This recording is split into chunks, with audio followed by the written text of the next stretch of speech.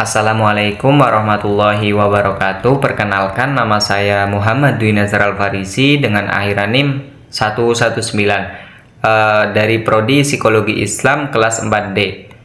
Teman-teman, di sini saya izin mempresentasikan materi yang berkaitan tentang tes psikologi bakat minat. Yang dimana saya akan menyampaikan 3 tes, teman-teman, 3 tes psikologi bakat minat.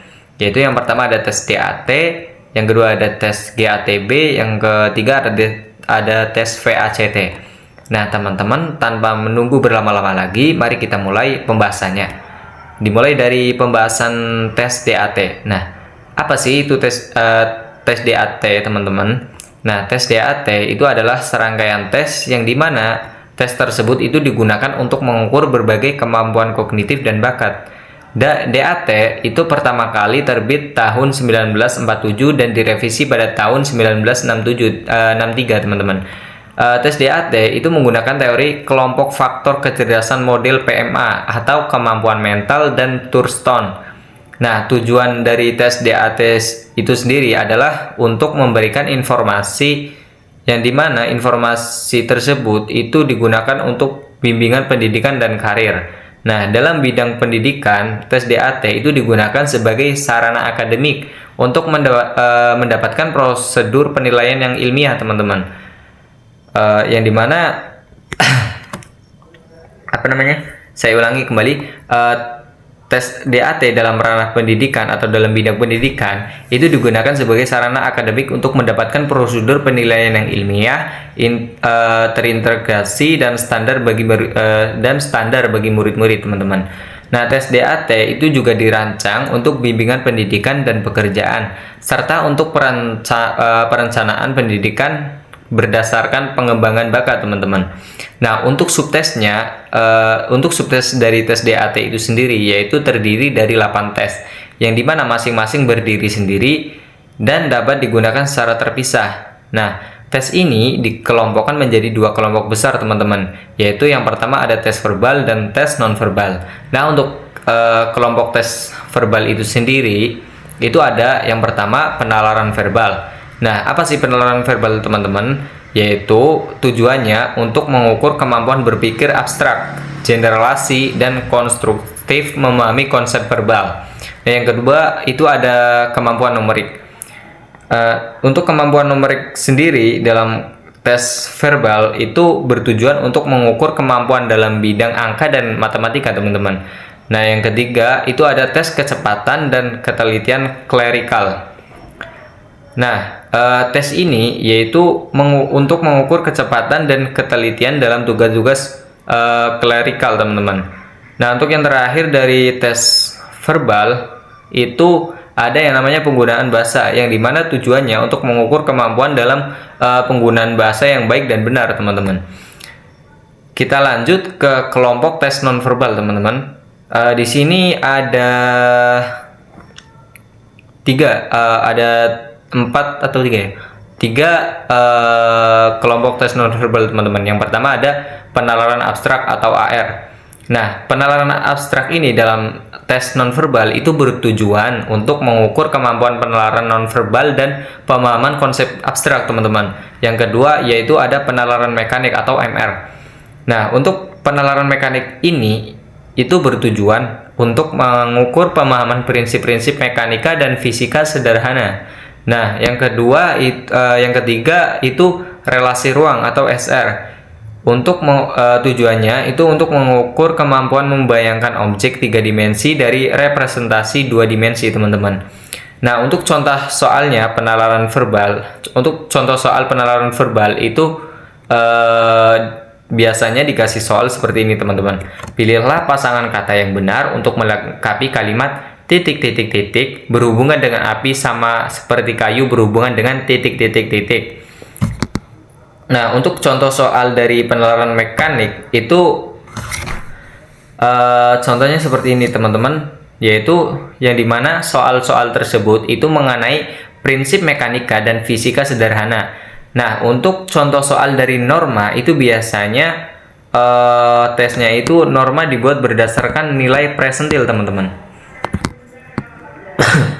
Untuk Oke teman-teman, kesimpulan dari tes kesimpulan dari tes DAT itu adalah alat yang berguna untuk mengidentifikasi kekuatan dan kelemahan individu dalam berbagai bidang kemampuan kognitif. Hasil DAT dapat digunakan untuk membantu individu dalam membuat keputusan pendidikan dan karir yang lebih tepat. Namun, penting untuk diingat, teman-teman, bahwasanya hasil tes DAT hanyalah salah satu faktor yang perlu dipertimbangkan dalam membuat keputusan. Dalam artian kita perlu mempertimbangkannya, jangan langsung kita memastikan bahwa itu adalah benar, teman-teman. Nah, dan tidak boleh digunakan sebagai satu-satunya dasar untuk penilaian, teman-teman.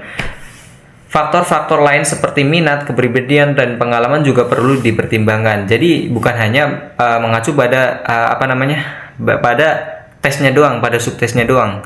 Tapi kita juga harus mempertimbangkan faktor-faktor lain seperti minat, kepribadian, dan pengalaman juga itu perlu untuk kita pertimbangkan, teman-teman. Oke teman-teman, kita lanjut ke materi yang kedua, yaitu General Aptitude Test Battery atau tes GATB. Nah, untuk tes GATB sendiri itu dikembangkan oleh United States Employment Service atau USES. Nah, pada tahun 1947 itu tes GATB itu direvisi, yang dimana jumlah tesnya itu dikurangi menjadi 12 tes dan faktornya menjadi 9 macam, teman-teman, yang dimana masing-masing dianggap sebagai bakat. GATB itu digunakan oleh konselor pekerjaan di kantor-kantor pelayanan pekerjaan negara. Nah, 9 PMA atau Primary Mental Abilities itu yang pertama ada kemampuan belajar umum atau GLA, yang dimana itu diukur dengan tes vocabulary, arithmetic, reasoning, dan 3-dimensional space. Yang kedua ada bakat verbal atau VA. Nah, bakat verbal itu diukur dengan tes vocabulary itu sendiri, teman-teman. Nah, yang ketiga ada bakat numerik, yaitu meliputi komputasi maupun penelaran aritmatik. Nah, yang keempat itu ada bakat mempersepsikan ruang atau ESA, yaitu kemampuan komprehensi terhadap representasi 2 dimensi dari objek-objek 3 dimensi. Nah, yang kelima ada persepsi bentuk atau VP, diukur dengan 2 tes untuk menggabungkan alat-alat gambar dan bentuk-bentuk geometrik. Nah, yang keenam ada persepsi klirikal. Nah, untuk persepsi klirikal itu mirip dengan kecepatan dan ketelitian klirikal itu sendiri, teman-teman. Nah, yang ketujuh itu ada koordinasi motorik atau MC, diukur dengan tes paper pensil sederhana. Nah, yang kedelapan ada keterampilan jari tangan, yang dimana itu diukur dengan tes merakit dan tes membongkar baut dan mur. Nah, yang kesembilan ada keterampilan manual atau MD, yang dimana hal ini itu diukur dengan tes untuk mentransfer dan mereferensi page pada boards.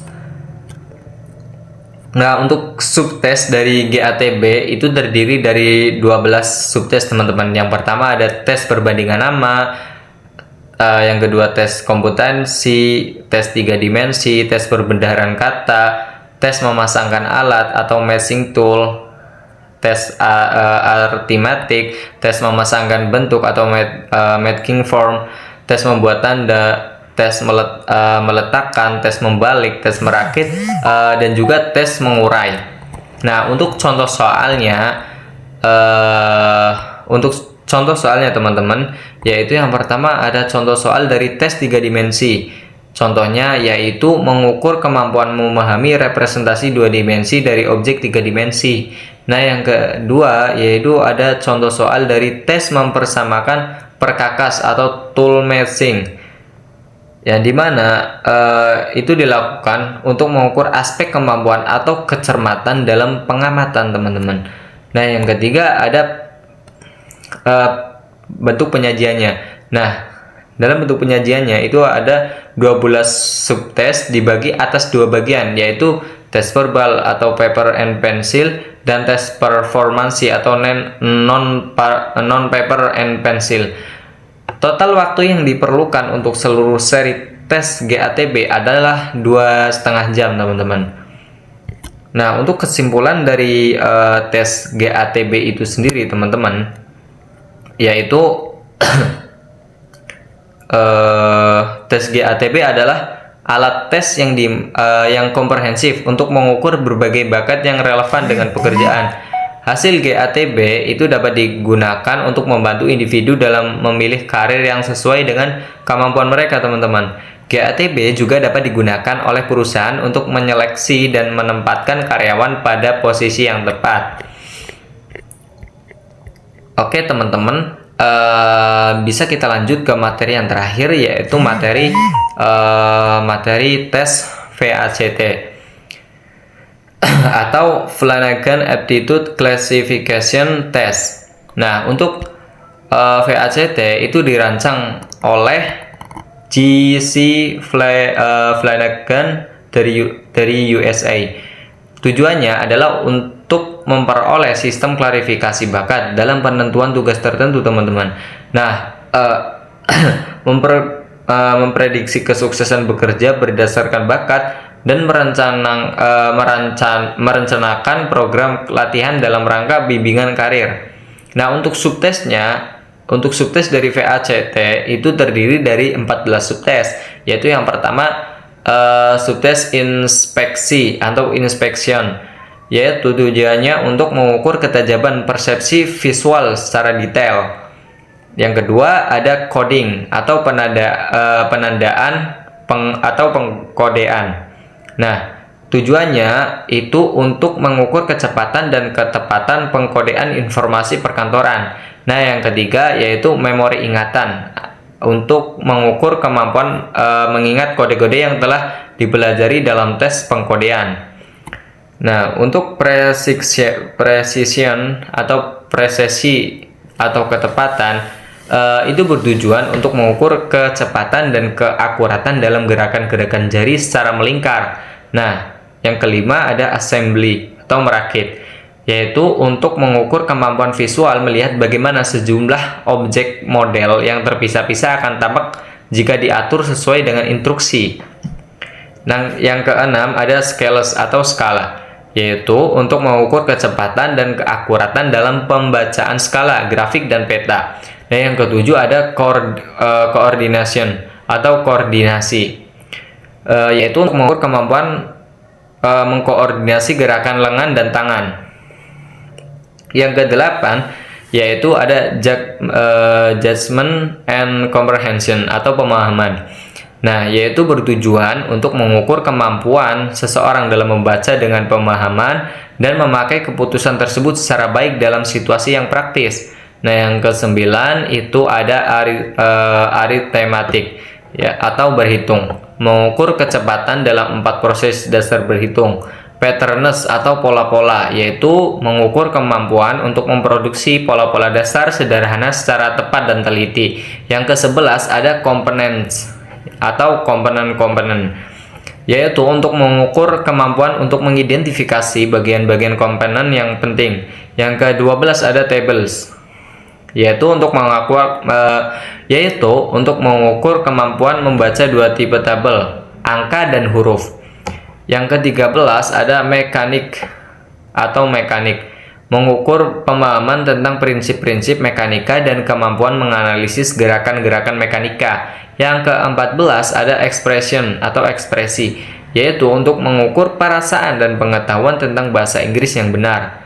Nah, untuk contoh soalnya teman-teman, yaitu yang pertama ada tes merakit objek atau assemble, yaitu contohnya itu mengukur kemampuan untuk mengenali, mengetahui, dan membayangkan bentuk suatu objek yang disusun dari bagian-bagian tertentu yang terpisah, teman-teman. Nah, yang kedua itu contoh soalnya tes skala dan grafik atau scales, yang dimana itu mengukur kemampuan membaca skala, grafik, dan peta, teman-teman. Nah, yang ketiga itu ada tes pemahaman atau judgment and comprehension, yaitu untuk mengukur kemampuan membaca dan memahami dan memahami untuk melihat alasan yang logis dalam situasi yang praktis. Nah, untuk penyajiannya teman-teman itu terdapat 2 sesi pengujian dengan jeda waktu di antara sesi. Nah, mungkin itulah penjelasan dari tes VACT, GATB, dan DAT teman-teman. Kurang lebihnya apabila penyampaian saya kurang dalam menyampaikan materi yang saya sampaikan tadi, kurang lebihnya saya mohon maaf. Dan kesimpulannya dari materi yang saya sampaikan tadi teman-teman, bahwasanya tes psikologi bakat minat itu bukan dijadikan sebuah patokan dalam menentukan sebuah penilaian terhadap seseorang teman-teman. Akan tapi kita juga harus mempertimbangkan beberapa aspek lain teman-teman. Oke, mungkin cukup sekian dari saya, kurang lebihnya mohon maaf. Assalamualaikum warahmatullahi wabarakatuh. Selamat berpuasa.